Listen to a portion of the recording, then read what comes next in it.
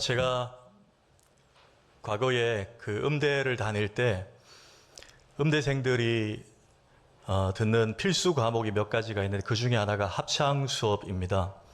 이게 이제 음대생, 특히 성악과 학생들에게는 필수 과목인데 조금 대중적으로 열어놓은 것이 타 학과, 꼭 음대생이 아니더라도 인문계열이라도 타 학과 학생들도 교양 과목으로 신청해서 들을 수 있게끔 되어 있는 수업이 바로 저희가 들은 합창 수업이었어요. 당시에 그 합창 수업을 누가 지도하셨는가 여러분 아실 거예요. 그 당시 합창 지휘자계의 대가 중에 한 분이신 윤학원 교수님이 지휘를 하셨어요. 수업을 하셨는데 어느 날 교수님이 이제 해외로 연주에 있어서 출타를 하시고 그 윤학원 교수님의 수제자 중에 한 분인 김희철이라는 선생님이 오셔서 수업을 하게 됐습니다. 이렇게 한 250명 정도 큰 홀에 이제 가득 앉아서 수업을 하는데 거의 이제 합창을 하는 거 하다가 끊고 이렇게 하는 지도를 해주시는데 어느 곡의 합창을 이제 반주와 함께 시작을 했습니다. 가다가 그 선생님이 갑자기 좀 인상이 굳어지자니 지휘봉을 기치면서 스탑시키는 거예요. 그리고 정색을 하면서 음대에서 이런 식으로 하면 안 됩니다. 소리 똑바로 내세요. 그러고 언짢게 그렇게 표현을 하고 다시 또 이어가는 거예요. 한 8마디 정도 쭉 더 불렀나요? 더 세게 이번에 멈추는 겁니다. 지금 장난하는 것도 아니고 이런 식으로 하면 저 수업 안 합니다. 그러고 나가버리는 거예요. 성깔이 보통이 아니었어요. 나가버리는 거예요. 다들 이제 쫄아가지고 이러고 있는데 알고 봤더니 거기는 95% 이상이 음대생들이지만 평소 합창을 너무 좋아했던 그 학교에 이제 공대생 한 사람이 교양 과목으로 신청을 해서 같이 참석해서 듣고 있었어요. 근데 이제 조금 고음이 나니까 이 학생이 한 옥타브를 낮춰서 부른 거예요. 가령 이런 겁니다. 하나님 크신 사랑은 이렇게 불러야 되는데 하나님 크신 중처럼 이렇게 부른 거예요.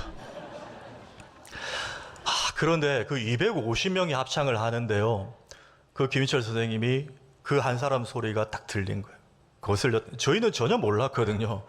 냅다 막 소리 지르고 있는데 지휘자는 들은 거예요. 물론 너무 예민하다, 너무 까칠하다 이렇게 할 수 있지만 저희들 사이에서는 저걸 듣는다고? 역시 윤학원 교수님의 수제자는 다르다 이런 감탄사들이 한동안 있었습니다. 지금 제가 알아보니까 그 김희철 선생님이 서울 명성교회 지휘하고 계시더라고요. 네. 여러분 오늘 에베소 이야기가 한 번 더 나오는데 지난주 여러분 기억나십니까? 에베소의 어떤 이들이었어요. 세 부류의 사람들을 바울이 만나서 복음 전하고 또 신유의 기적을 베풀고 이런 일들이 있었죠. 자, 그 일의 결과가 어땠습니까? 뒤집어졌습니다. 회개의 역사가 일어났어요. 그래서 우리가 지난주에 마지막에 예수 이름 높이세 불렀잖아요. 그 영상 보고 그렇죠? 기억나시죠? 예. 자, 17절 한번 보십시오. 17절. 에베소에 사는 유대인과 헬라인들이 다 이 일을 알고 두려워하며 주 예수의 이름을 높이고 회심의 역사가 일어났다는 거예요. 자, 그리고 이제 오늘 본문 시작하는데 21절 이하에 봅니다. 21절 이하에 자, 이 일이 있은 후에 회개 역사 있은 후에 디모데와 에라스도 두 사람은 마게도냐로 보내고 자기 자신 바울은 아시아는 지금 에베소를 가리킵니다. 에베소에 얼마 동안 더 있었다는 거예요. 이게 좀 여러분 이상합니다. 왜냐하면 그동안 패턴이 루틴이 이게 아니었어요. 사도 바울이 1차, 2차 선교 여행 동선을 여러분 우리가 다 살펴봤지 않습니까? 거의 대부분이 사역하고 구령의 열매가 있든 없든지 간에 또 어떤 사건이 일어나면 적어도 그 다음 날은 다른 지역으로 이제 옮겨갔습니다. 또 3, 4일 걸어가지고 옮겨갔어요. 그런데 지금 바울 자신이 에베소에 얼마 동안 더 있었다고 기록을 하고 있습니다. 여러분 이건 뭘까요? 다른 관점으로 보면 하나님이 바울을 에베소에 더 머물게 하셨다는 것이죠. 그리고 에베소에서 바울이 할 일이 더 있었다는 것이죠. 또 하나는 디모데와 에라스도 두 사람은 보냈어요. 다른 데로. 그러면 이 에베소에서 남은 할 일은 다름 아닌 바울만이 할 수 있는 일이라는 것이죠. 그래서 하나님은 바울을 더 에베소에 남겨두셨다는 것입니다. 그렇다면 여러분, 하나님이 바울을 이렇게 붙잡고 쓰시고 이 에베소에 바울만이 해야 될 일로 남겨둔 이유가 무엇일까요? 바울에게도 남다른 뭔가가 있었다는 것이, 전 두 가지 그 관점으로 보기 원합니다. 첫째, 바울의 남다름은 무엇인가? 바울은 뭐가 달랐다고요? 보는 시야가 남달랐다는 것입니다. 그걸 발견할 수 있어요. 여러분 기억하실지 모르겠습니다. 제가 한 1년 전에 그 꽁에 대한 이야기를 한번 언급한 적이 있습니다. 꽁이 우리가 이제 북한에서는 그 냉면 육수로 쓰여가지고 우습게 보는데 막 뒤뚱뒤뚱 거리잖아요. 우습게 보는데 사실 삼국시대부터 이 꽁을 두고 사람들이 뭐라고 했냐면 하늘의 사자라고 불렀다 그래요. 그 왜 그런가? 뭐 독수리도 아닌데 왜 그런가? 꽁이 조류학자들이 연구해 보니까 다른 조류보다 하늘로 날아오르려는 그 습성, 또 동력, 순간 스피드가 훨씬 빠르고 강력하더라는 거예요. 그 순간적으로 하늘로 날아오르는 그 힘이. 그래서 하늘의 사자다. 깃털도 막 크지 않습니까? 하늘의 사자다. 그렇게 불렀다는 거예요. 자, 그러다 보니까 예전에는 이 꽁을 사육시켜서 이제 사업을 하는 사람들이 꽁을 기르는 게 너무 힘들었대요. 왜냐하면 늘 하늘로 막 날아오르니까. 그래서 이렇게 천정에 있는 곳에 가둬놔도 막 지수가 오르는 이 본능 때문에 때로는 이 머리에 상처를 입기도 하고 그럼 상품성이 떨어지잖아요. 그 계속 반복되니까 이 뇌가 문제가 생겨서 죽기도 하고 꽁이 이런 일들이 생기는 거예요.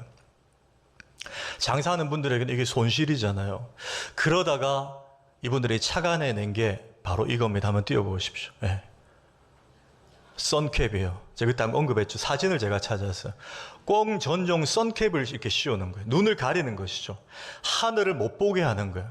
그 최근에는 꽁 선글라스도 이렇게 나왔어요. 꽁 선글라스라고 이렇게 나온 거예요. 색깔별로 있답니다. 가려주는 거예요. 그 본능적으로 하늘이 없다고 생각하는 거죠. 자기가 안 보니까 하늘이 없다고 생각하니까 점핑을 안 한다는 거예요. 그 다치지도 않고 살을 포동포동 찧어가지고 팔아먹기 딱 좋게 그렇게 길러진다는 것입니다. 여러분 영적으로 한번 봅시다. 마귀가 우리에게 주는 장애가 이거예요. 하나님 나라를 보지 못하게 합니다. 땅만 보게 하죠. 눈앞의 것에 계속 우리 시선을 뺏습니다. 거기에 얽매이게 해요. 제가 예를 들어 볼게요. 여러분 창세기에 아브라함과 롯 관계를 아시죠? 아브라함이 갈대아 우르를 떠나 하나님 인도하신 땅에 갈 때 롯이 따라갔습니다.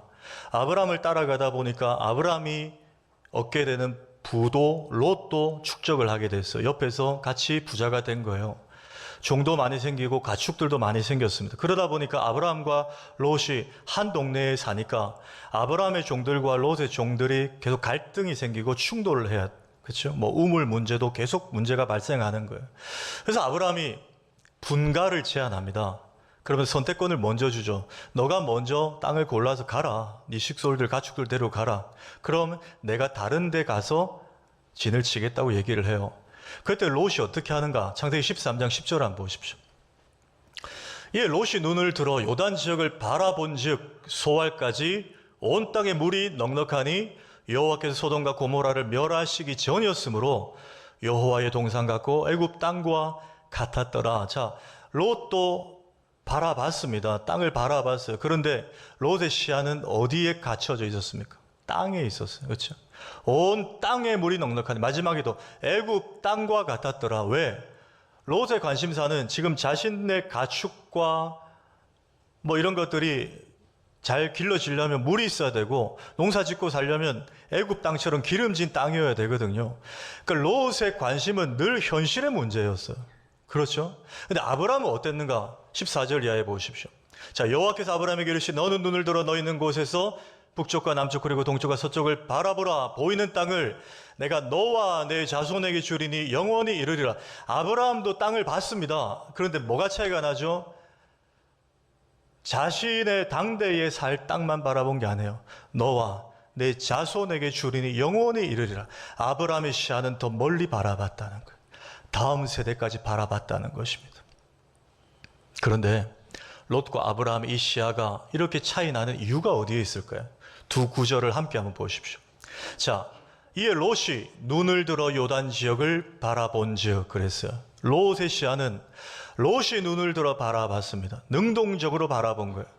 아브라함은요, 여호와께서 아브라함에게 이르시되 너는 눈을 들어 동서남북을 바라보라. 여러분, 이 차이가 보이십니까? 롯은 자기가 지향하는 바를 바라봤어요. 자기 가치관대로 바라봤어요. 아브라함은 하나님이 눈을 들어 보게 하시는 곳을 바라봤다는 거예요. 우리 부민의 성도님들의 시야가 이렇게 확장되기를 축복합니다. 하나님이 보게 하시는 곳을 바라본 거예요. 자, 이 관점으로 오늘 21절 한번 보십시오. 21절에 이 일이 있은 후에 바울이 마게도냐와 아가야를 거쳐 예루살렘에 가기로 작정하여 이르되 내가 거기 갔다가 후에 어디도 봐야 되겠다고요? 로마도 보아야 하리라. 여러분, 아브라함의 선교 마지막 목적지가 왜 로마였습니까? 아시죠? 당시에 정설이 뭡니까? 모든 길은 로마로 통한다 하였어요. 세계 패권을 쥐고 있는 나라 로마였습니다. 제국이었어요. 그래서 바울이 생각하기에 마게도냐 복음화, 그리스 복음화, 튀르키예 다 중요해요. 예루살렘 중동이잖아요. 다 중요해요. 그런데 로마의 복음의 씨앗이 뿌려지면 이건 핵폭탄이 된다는 걸 그는 알은 거예요. 로마의 복음이 떨어지면 모든 사람들이 로마로 출입하기 때문에 그 복음의 씨앗이 모든 열방 가운데 장악되고 압도되리라는 것을 바울은 안 거예요. 벌써 시야가 다르죠. 그런데 여러분, 이것은 엄밀히 말하면 바울이 자기 스스로 갖추게 된 영적 시야는 아니었다는 것입니다. 제가 바울을 폄하하는 게 아니에요. 여러분, 우리가 성경의 무오함을 믿습니다. 성경의 무오성, 오류가 없다는 걸 여러분 믿으시죠? 예, 성경은 오류가 없습니다. 그런데 여러분, 오해 없이 들으십시오. 오류가 없는데 히브리어 헬라어 원어 성경을 영어 성경으로 먼저 번역이 됐고, 그 영어 성경을 한글 성경학자들이 물론 원어도 참고해서 이 한글로 우리가 지금 보는 성경으로 개역개정 4판 지금까지 번역이 잘 돼 있어요. 그런데 성경학자들이 성경을 번역할 때는 그분들도 사람이다 보니까 자기들이 관점을 두고 있는 곳, 자기들이 좀 부각시키고자 하는 곳에 번역을 좀 상세히 하고, 이거는 당연히 독자들이 이해하겠지 싶은 것은 번역을 뺀 부분들도 있다는 거예요. 그게 오늘 21절입니다. 21절을 헬라어 원어 성경으로 보면 분명히 있어야 되는데 빠진 부분이 있습니다. 그게 뭔가 한번 띄워보십시오. 저거예요. 파울로스 엔 토 푸뉴마티입니다. 여러분, 원어라고 어렵지 않아요. 쉽습니다. 파울로스는 뭐죠? 바울이에요. 엔은 영어 인, 아내입니다. 저 토는 정관사 더예요. 고유명사 앞에 붙는 더예요. 푸뉴마티는 뭐죠? 푸뉴마 많이 들어봤죠? 성령, 스피릿입니다. 번역하면 성령 안에서의 바울은, 이게 원어 성경에는 있는데 한글에는 21절에 번역가들이 뺐어요. 아마도 독자들이 당연히 바울은 빌립보 감옥에서도 주님 안에 있었고 늘 주님 안에 있었던 걸 알리라 생각하고 뺀 것 같아요. 그런데 저는 오늘 설교의 관점을 이 부분을 좀 부각합니다. 이 21절을 저 원어 그대로 직역해서 제가 읽어볼게요. 한번 띄워주십시오. 자, 성령께서 바울로 하여금 보게 하시니 바울이 이르되 내가 마게도냐와 아가야 그리고 예루살렘을 거쳐 로마도 보아야 하리라 하고. 여러분, 이게 더 정확합니까? 정확하지 않습니까? 저를 못 믿으시는 것 같은데. 그래도 목사님 성경을 믿어야 돼. 제가 성경을 믿지 말란 게 아니에요. 정확한 보완된 번역을 보자는 겁니다. 성령께서, 바울이 성령 안에 있었기 때문에 성령께서 바울을, 아까 하나님이 아브라함을 눈을 들어 보게 하신 것처럼 성령 안에 있었던 바울을, 성령 안에 있었던 김집사를, 성령 안에 있었던 박 목사를 하나님이 보게 하시니 사람의 지향점으로는 마게도냐와 아가야와 예루살렘에 머물 수밖에 없는 시야를 하나님이 로마까지 보게 하시더라는 것입니다. 여러분, 우리 3월달에 이제 유은성 전도사님 찬양 집회 계획되어 있는데 저번에 찬양 중에 제일 유명한 게 하나님 아버지의 마음이잖아요. 아버지 당신의 마음이 있는 곳에 나의 마음이 있기를 원해요. 그 다음에 아버지 당신의 눈물이 있는 곳에 나의 눈물도 있기 원해요. 하나님의 시선이 가는 곳에 나도 가는 것. 그게 누구라고요? 성령 안에 있는 사람이라는 것. 여러분, 그래서 늘 주님 안에 있는 분들은 시야가 그 다음까지 볼 수밖에 없어요. 우리가 오목이나 바둑도 보면 하수들은 늘 요 앞에까지 보는데 고수들은 뭐 그 다음 수를 보잖아요. 성령 안에 있는 사람들은 주님이 바라보는 곳까지 본다는 거예요. 여러분, 그런 분들의 특징이 있습니다. 현실의 어려움을 봐도 그게 고난으로 보이지 않고 문제로 보이지 않고 잠시 후에 주실 축복으로 보이는 거예요. 지금 질병을 안고 있어도 그게 질병으로만 보이지 않고 치유로 보이는 거예요. 지금 당장 떨어졌어요. 실패했어요. 실패로만 보이지 않고 승리로 보이는 것입니다. 여러분, 제가 예를 들어 볼게요. 여러분, 다윗이 그랬어요. 다윗이 골리앗을 바라봤어요. 우리는 골리앗만 봅니다. 그러나 다윗은 지금 던진 이 돌에 맞아 쓰러질 골리앗을 본 거예요. 왜? 그가 고백하잖아요. 전쟁은 여호와께 속한 것인즉. 이 믿음의 고백이 그가 그렇게 바라봤다는 거예요. 여러분, 한나는 어떻습니까? 브닛나가 한나는 자녀가 없다고 그렇게 괄시하고 무시하고 조롱했어요. 근데 한나는 브닛나를 보지 않았어요. 성전에 가서 하나님께 기도하며 하나님이 잠시 후 내 배에 잉태케 하실 저 사무엘을 바라본 거예요. 왜? 그렇지 않다면 사무엘상 1장 21절에 보면 그가 기도하고 하나님이 아기 주시겠다고 하지 않았는데도 얼굴에 근심빛이 사라졌더라 그랬어요. 왜? 생명의 주권이 하나님께 있음을 그가 믿은 거예요. 여러분, 모세는 어떻습니까? 모세는 자기 백성들을 가로막고 있는 그 홍해 앞에서 홍해를 바라보지 않고 하나님이 홍해를 거두어 가시면 하나님이 예배해 놓으실 마른 땅을 바라봤어요. 여러분, 착각하지 마십시오. 오해하지 마십시오. 저기 한순간에 바다가 열린 게 아니에요. 성경 보시면 출애굽기 14장에 모세가 팔을 들어 기도했더니 밤이 맞도록 동풍이 불어서 하나님이 바다를 갈라지게 하셨어요. 삼성 LG 건조기보다 더 강력한 하나님의 동풍 건조기가 밤이 맞도록 일하셨다는 거예요. 여러분, 모세 입장에서 밤이 맞도록 지팡이를 들고 있으려면 그에게 어떤 믿음이 있어야 됩니까? 홍해보다 크시고 문제보다 크신 분이 내 기도를 들으시는 창조주 하나님이시다. 여러분, 이걸 바라보면 마른 땅이 보이는 거예요. 홍해가 보이는 게 아니고. 영적 고수들은 늘 다음을 바라봐요. 여러분, 예수님은 어땠습니까?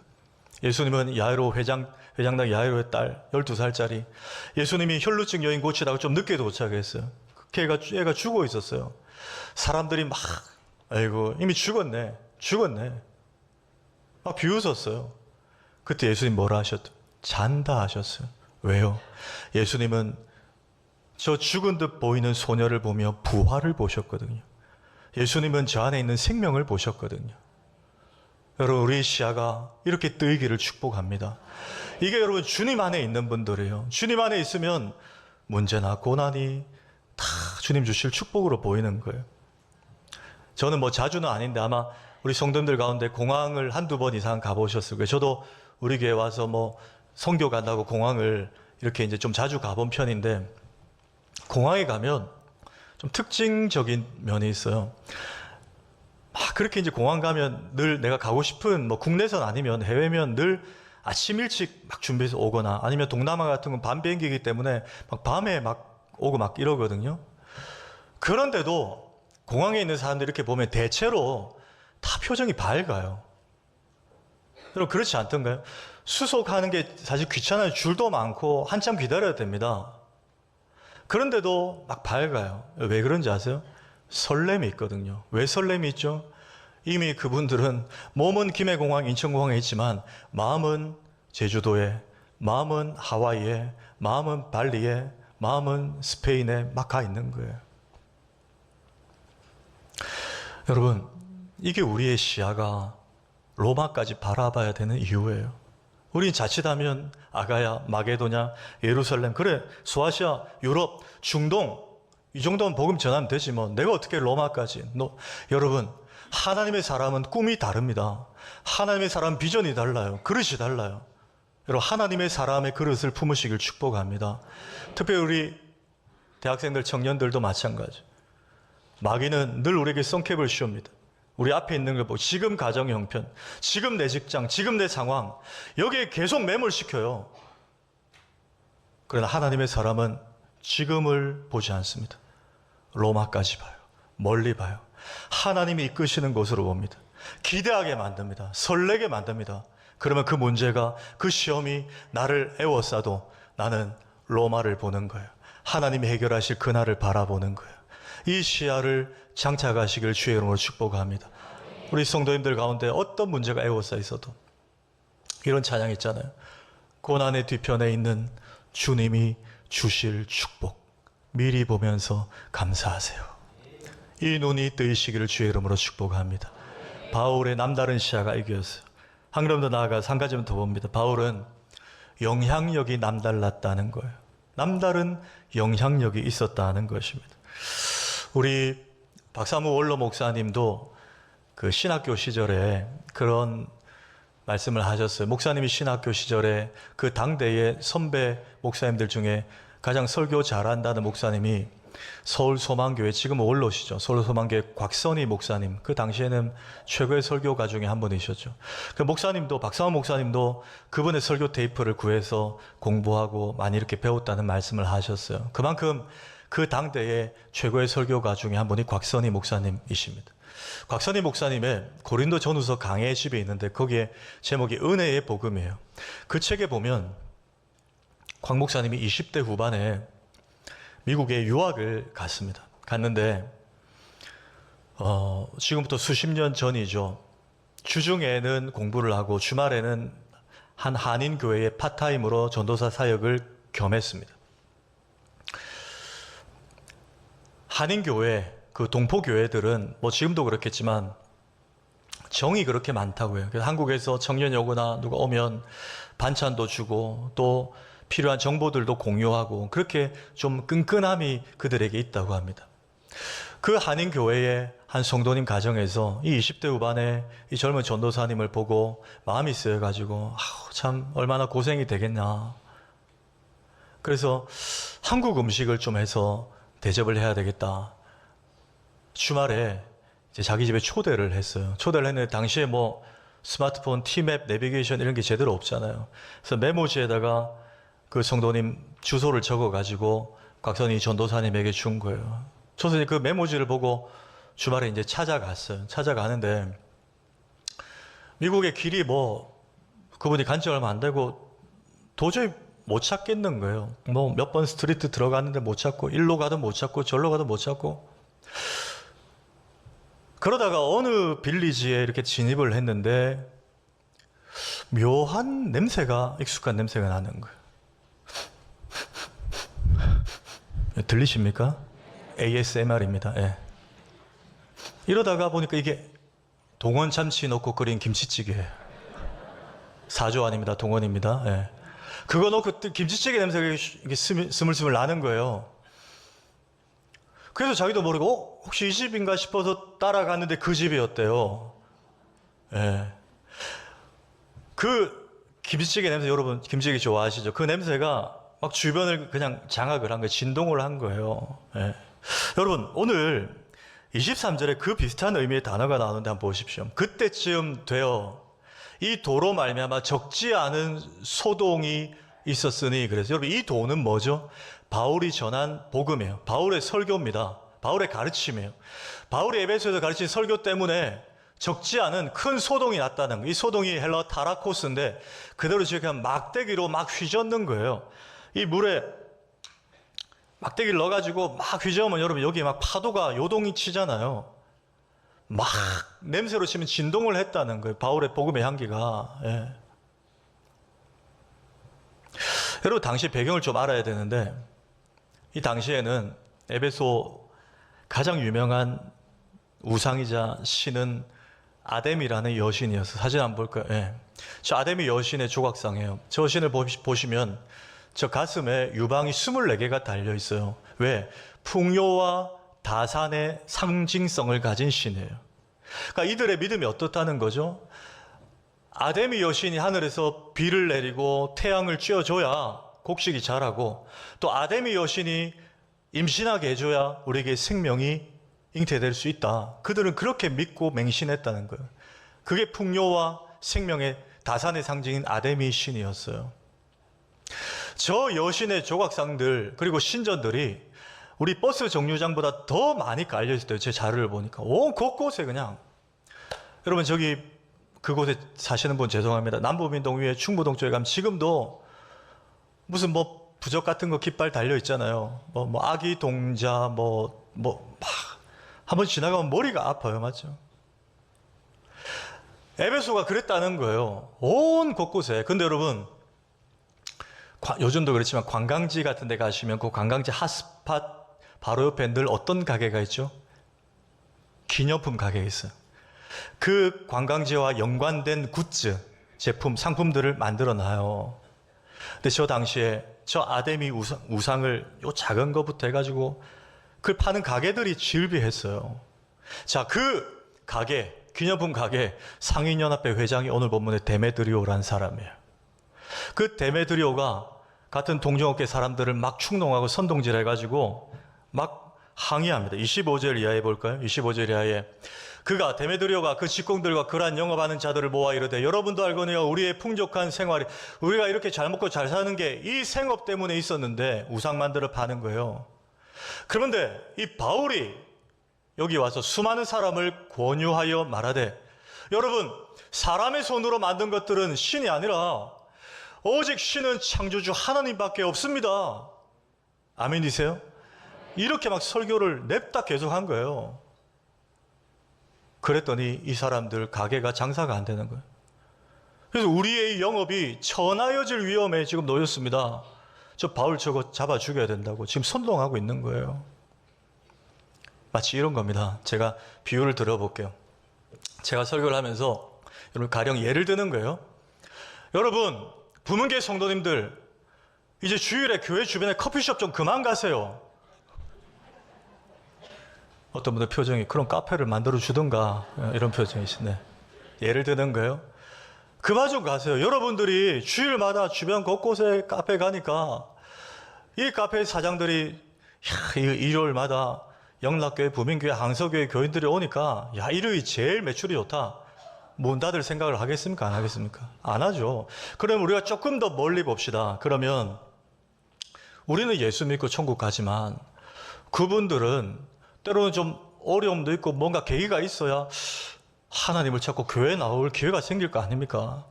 장사가 일요일 날 제일 잘 되면 돼요? 안 돼요? 하나님 찾을 일이 없잖아요. 그러니 제가 여러분 이제 그만 좀 가십시오 이렇게 설교를 했어요. 그랬더니 적어도 우리 부문교회 성도님들은 담임 목사 말을 잘 들으니까 안 가기 시작한 거예요. 쿠폰이 이제 막 남아 도는 거예요. 그랬더니 며칠 뒤에 에피소드 번아웃 05일 사장들이 저를 찾아왔어요. 당신이 박현명 목사요? 도대체 설교를 어떻게 했길래 우리 부민교회 교인들 때문에 내가 일요일 장사가 잘 됐는데 당신 때문에 문을 닫게 됐어.